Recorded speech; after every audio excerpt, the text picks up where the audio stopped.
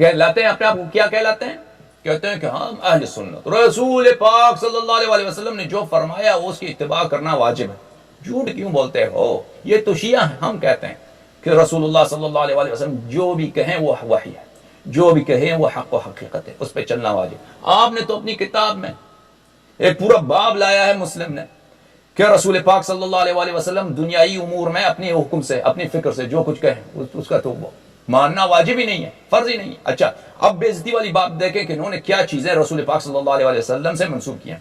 ان طلحہ سے روایت ہے، قال مررت، میں رسول پاک صلی اللہ علیہ وسلم کے ساتھ میں نے مرور کیا، میں چل پڑا راستے میں، بقوم علی رؤوس النخل، ایک جماعت جو نخل کھجور کی جو درخت ہوتی ہے اس کو نخل بولتے ہیں، ایک کچھ مرد تھے، کچھ حضرات تھے، کھجور کے درخت کے اوپر چڑھے تھے۔ فقال ما يصنع هؤلاء، رسول پاک صلی اللہ علیہ وسلم نے پوچھا کہ یہ درخت پہ چڑھے کیا کر رہے ہیں؟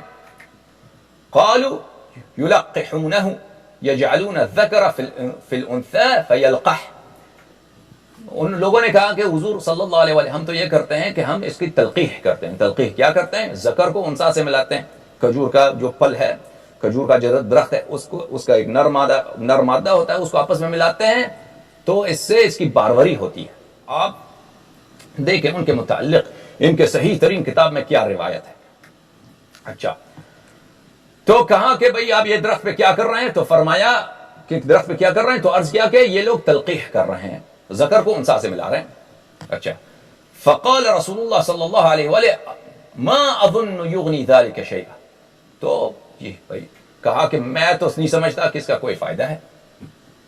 کیا سبحان اللہ، کھجور کے درخت کا بھئی سب کو معلوم ہے، جو عرب میں رہتے ہیں جن کا کوئی کام ہے کھجور کے درخت سے، جانتے ہیں کہ کھجور کا درخت تو یہ اس کا فروٹ ہوتا ہی نہیں، مگر یہ کہ اس کی تلقیح کیا جائے۔ تو اس کو انہوں نے کہا کہ ان کے نزدیک، ہمارے نزدیک رسول اللہ صلی اللہ علیہ وآلہ وسلم، ان کے نزدیک ہمارے پاس، ہمارا یہ عقیدہ ہے کہ ان کے پاس جو علم تھا پیغمبر خدا صلی اللہ علیہ وسلم کہ جو بھی بشر کو حاجت ہو، جس کوئی بشر کوئی کچھ بھی پوچھ سکتا ہے، رسول پاک صلی اللہ علیہ وسلم اس کا جواب خدا نے اپنے حبیب کو دیا ہے صلی اللہ علیہ وسلم۔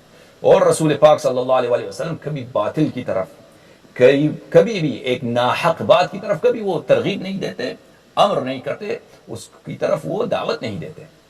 اچھا، اور ان کی اپنی روایات میں بھی موجود ہے، ہمارے پاس روایات میں بھی موجود ہے، بلکہ آیت قرآن ہے، ان الظن لا یغنی عن الحق شیئا، کہ گمان جو ہے وہ اس کا کبھی فائدہ نہیں ہے۔ ان کی روایات میں نے دیکھا ہے کہ ان الظن اکذب الحدیث، ظن بولتے ہیں گمان کو۔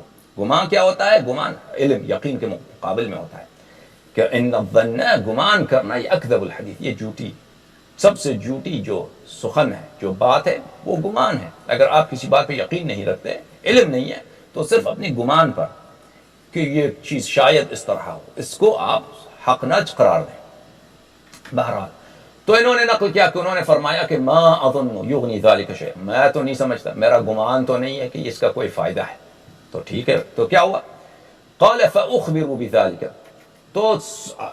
تو لوگ جو درخت کے نیچے تھے تو انہوں نے خبر دیا کہ بھائی اس کا کوئی فائدہ نہیں، رسول پاک صلی اللہ علیہ وسلم ہمارے نبی فرماتے ہیں اس کام کا کوئی فائدہ نہیں۔ تو کیا ہوا؟ فترکوہ، پس انہوں نے ترک کیا، انہوں نے کیا کیا؟ اس کو درخت کو تلقیح کرنا، کھجور کے درخت کو چھوڑ دیا۔ فاخبر رسول اللہ صلی اللہ علیہ وآلہ وسلم بذلک، پس یہ خبر رسول پاک صلی اللہ علیہ وسلم کو دیا گیا کہ یہ تو انہوں نے وہ تلقیح کرنا چھوڑ دیا۔ تو فرمایا ان كان ينفعهم ذلك فليصنعوه فاني انما ظننت ظنا فلا تؤاخذني بالظن، تو کہا کہ بھائی اگر یہ لوگ سمجھتے ہیں کہ اس کا فائدہ ہے تو یہ ان کو کرنا نہیں، یہ کر لیں، میں نے تو صرف گمان سے بات کی ہے، وہم و گمان سے، تو تم میری وہم و گمان کو نہ پکڑ لو۔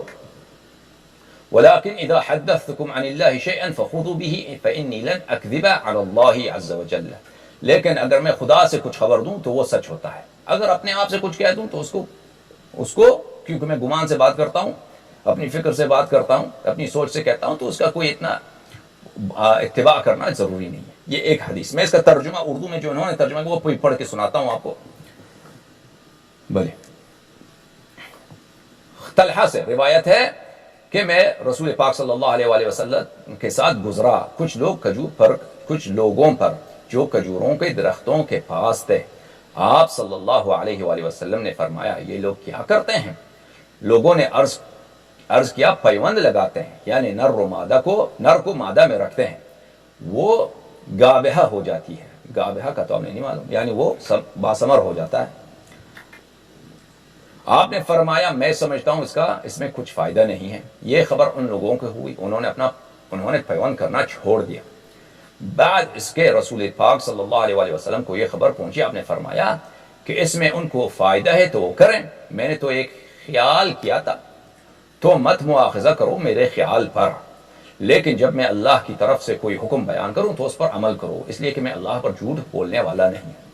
اگر میں خدا کی جانب سے صلی اللہ علیہ وآلہ فرمایا، اگر میں خدا کی جانب سے خبر دوں تو اس پہ عمل کرنا، اپنے سے کچھ کہہ دوں تو میری سنت نو سنت، سنت نو سنت، اس کی اتباع کرنا ضروری نہیں۔